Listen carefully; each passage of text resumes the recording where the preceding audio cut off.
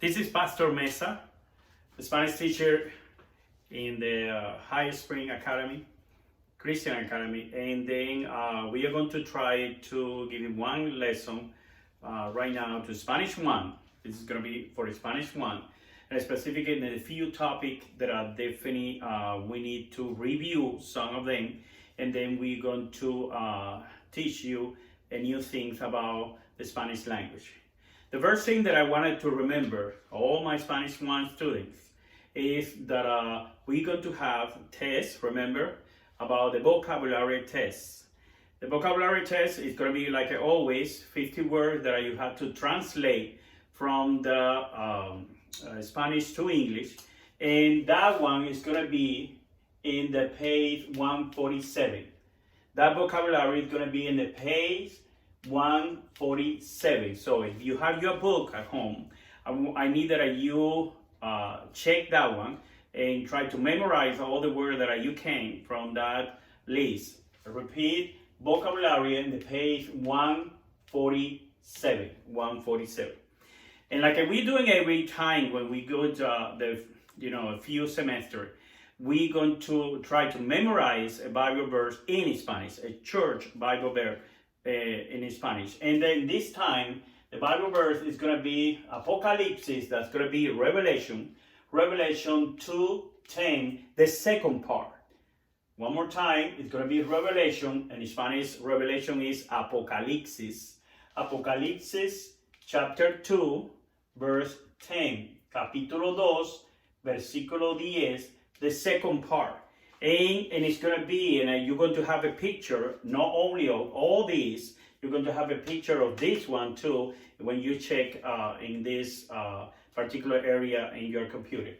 The Bible verse for Spanish 1 in this time is going to be Apocalypse 2:10, the second part, that he said, sé fiel hasta la muerte, y yo te daré la corona de la vida.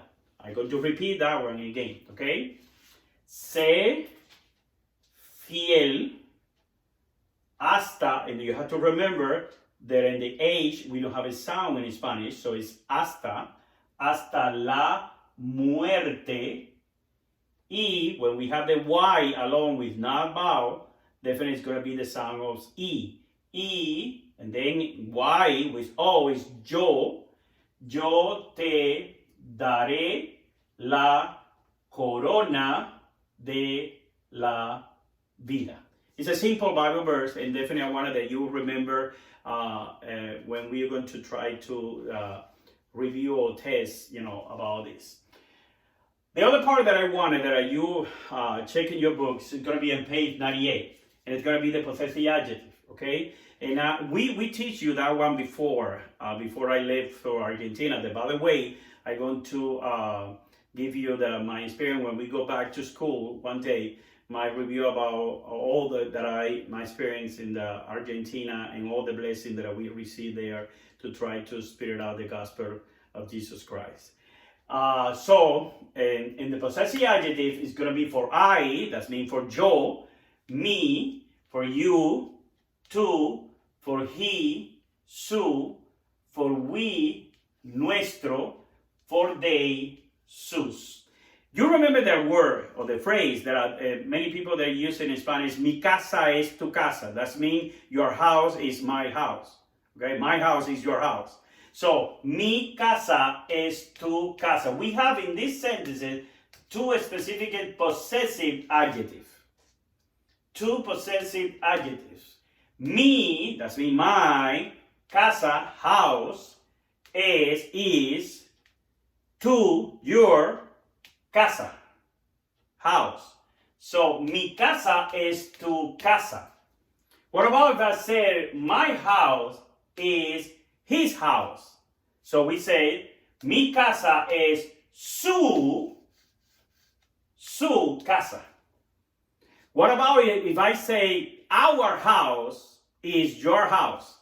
That means nuestra casa es tu casa. So you have to remember that for I is me, for you two, for he, su, for we, nuestro, and then for they, sus. Another part that we're going to teach today is about the adjective. And you have to remember, we teach that one in class before, always the adjective is going to be after the noun. Not put it that, like we do it in English. In English, we say, for example, we say the pretty house. The pretty house. Pretty is bonito. House is casa. So, but we don't say in Spanish, la bonita casa. We put it first, the noun. That means la casa bonita. Why bonita, no bonito? You know the answer. Because casa is feminine. So definitely the adjective is going to be feminine too. La casa bonita. Okay? So pretty house, if we have to switch, we have to change and put it first, the noun, and then the adjective. La casa bonita. That's going to be adjective after the noun. And that's really simple. And the last part that we want to teach in this lesson is going to be the preposition that is going to be in page, in your books, in page 111.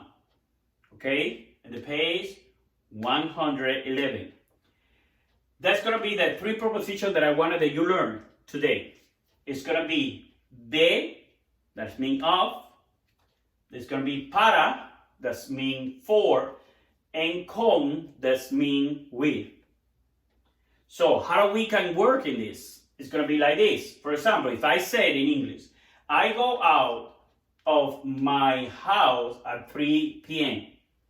I go out of my house at 3 p.m. How do we say that in Spanish? Yo salgo de, the preposition de, mi casa a las 3 p.m. Yo salgo de mi casa, of my house, a las 3 p.m. Another preposition is going to be para. That means for. I leave for church at 3 p.m. I leave for church at 3 p.m. How do we say that in Spanish? Yo salgo para la iglesia, and you know the word church, la iglesia a las 3 p.m. Yo salgo para la iglesia a las 3 p.m. And the last one is going to be con, that means with. I go out with my family at 3 p.m. Yo salgo con mi familia a las 3 p.m. Yo salgo con mi familia a las 3 p.m. So preposition de, preposition para, preposition con. That's going to be the lesson for today. I wanted that you check in your book. Definitely try to memorize all the words that you needed to memorize to try to tomorrow doing another assignment and another review and another new lesson for this time. That definitely we have to do it in this way. I miss you guys, and definitely I hope that God give me the opportunity to see you soon. Bye-bye.